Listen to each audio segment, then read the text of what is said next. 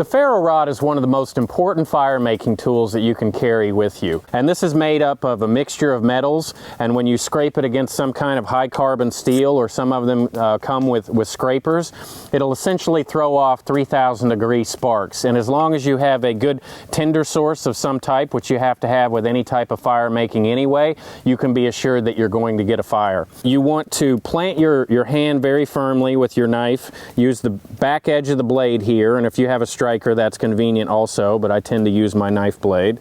And you want to draw the ferro rod back so that you're not knocking your tinder all over the place when you're doing it.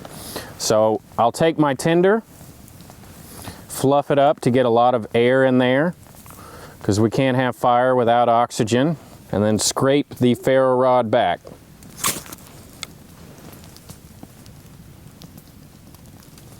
And there we go.